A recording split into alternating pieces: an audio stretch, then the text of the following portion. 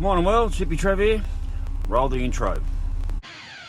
Hi, Hippy Trev here and welcome to my channel. Hope you get something out of it.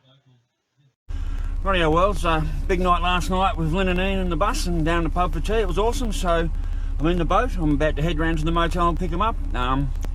Give them a tour around town and take them out to Mt Walsh, so let's go.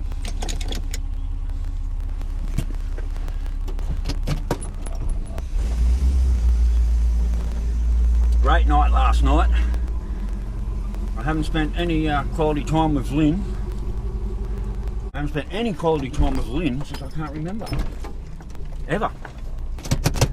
So last night was really good.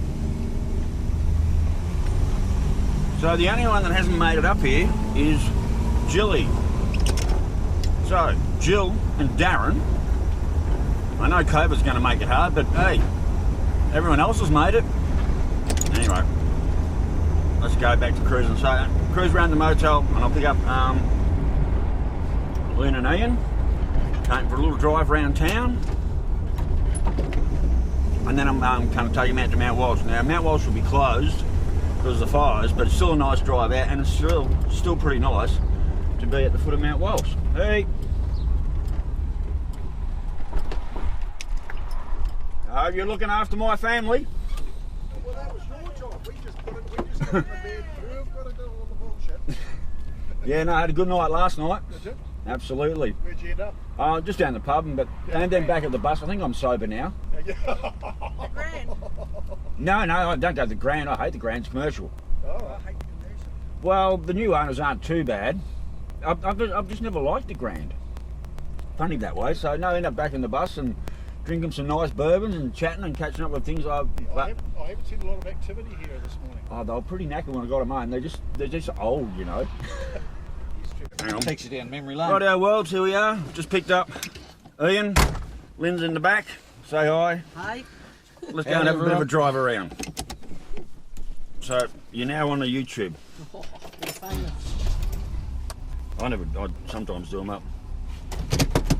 We got used to seeing shapes in rocks and clouds, particularly when we went to Iceland, because it's got this very stark, rocky landscape, and of course they're big believers in trolls and all sorts of things there, and one of the great national pastimes over there is picking out shapes on the rocks. Finding trolls. So everywhere you go, you're always looking for shapes and things, and Lynn and I, and it's just a habit now, we do it all the time.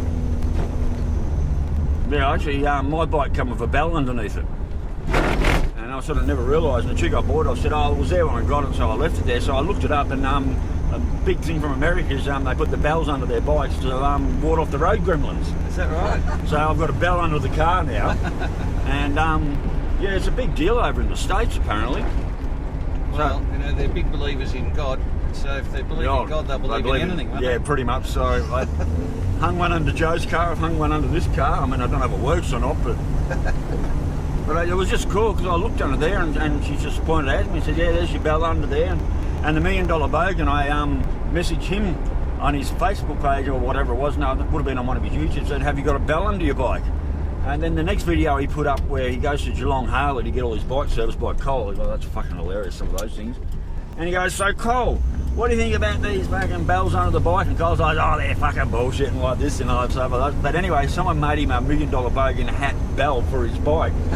So, but I was the one that instigated him to ask about what the hell all these bells are about in the first place. Yeah, there you go. So, and my mate Pete's got one, but he's never put it on his bike yet. So was this would have originally had a bench seat in it, wouldn't Yep, it? bench bucket. Yeah. Yep. Then the girlfriend at the time was so short-legged that she jumped in the driver's seat and slid the seat forward. My knees were up against it. So these seats are out of a HR All right. because they same floor pan. Yeah, right. So I mean, to buy HKT Monaro seats, you're looking 1,200, 13, 14, $2 grand. Yeah. I bought a set of tilt Monaro seats down in Tara for $300 and sold them a month later for $900. There you go. I bought a Monaro bonnet down there that was buckled for $150 and sold it for $300.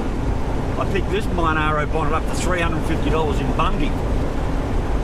I could have sold it the very next day at the show for $700, but I thought too good a bonnet, and when am I going to get another Monaro bonnet again? I'd already had the bonnet spear, which I paid $100 to have that brought up from Melbourne for the spear, and the local guy in town, you can see how badly the paint job is. He painted it for $150 for me. There you go. And I got the flute second hand for about $80 as well. So anyway, so we got there. The forage had already been there half an hour before us, and they were in radio contact. So they'd already been there an hour or something, or half an hour, or some amount of time before we got there, and they were still only a third of the way up the hill. Yeah. So when the snake bite, I did up and down 3 hours, and then I got to home, had that cup of tea. The call come in. I got to go back out, snake bite.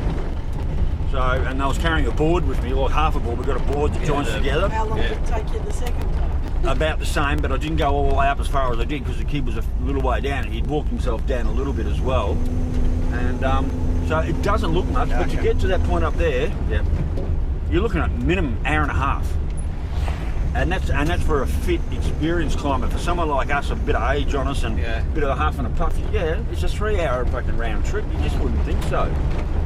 So when the lady from the tips, I said, oh look, how about I meet you in the morning, we'll go out there, and the tip opens at like 1 in the afternoon. She said, well, we'll just nick up in the morning, come down. I said, no, you need to put the whole fucking day away.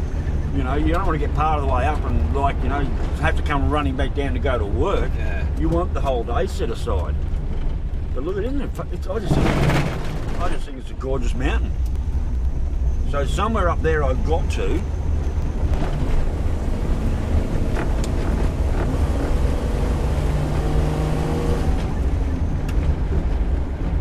I can't work out where I was, but I was directly opposite that point, which is what they call the pinnacles. I was directly opposite that. Yeah. Yeah, so it looks like a fair scramble to get up right at. Well, it doesn't look that far, does it? No. Yeah, it does. You know, you don't just walk up that little hill there. It's not going to be too bad. The top bit's pretty steep. It is. So I had Jim at the motel said he was out here today, then that someone had pulled the tape off, and so it's sort of like it's open. And he said, yeah, there were a few cars out here. When we come out, there was like 35 cars out there. This is so popular, this joint. So yeah, there's a few here now. I wish I knew where I'd actually got to up that climb.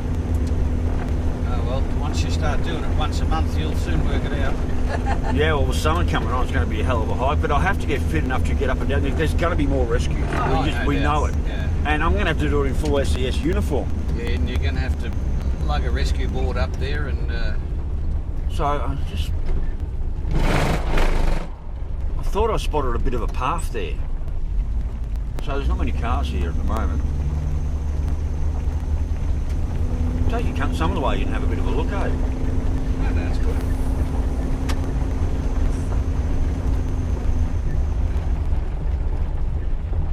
So I don't see more around here 10 or now. 11 cars here. There, the walking track will be on the map. Sure. Oh, the walking track's right there. So the tape's down and everything. Oh yeah, well, we're well less than a third of the way up. We're all huffing and puffing, but my camera won't pick it up because there's no zoom, but it's already a very spectacular sight up here, and that's what we've just come up. And of course, I'm doing it in bare feet again. So anyway, a little bit of a rest point, Piker's Point number 2. For those who can't go any further, this is where we bail, turn around and go home. So for us, that's our track up there. There's the mountain behind it. Oh no, there's our track over there. So another coin in the hat, Maria. Keep it dancing.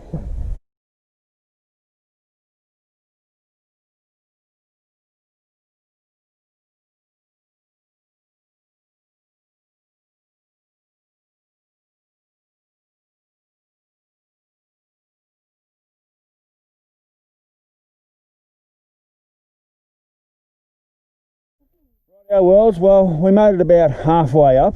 We're now down and back in the car park. There are beautiful Mt Walsh in the background there. So, yeah, bare feet wasn't the go today. These two old bikers, they just too hungover from last night to get any further. So anyway, cheers worlds, catch you on the other side and keep your knees in the breeze.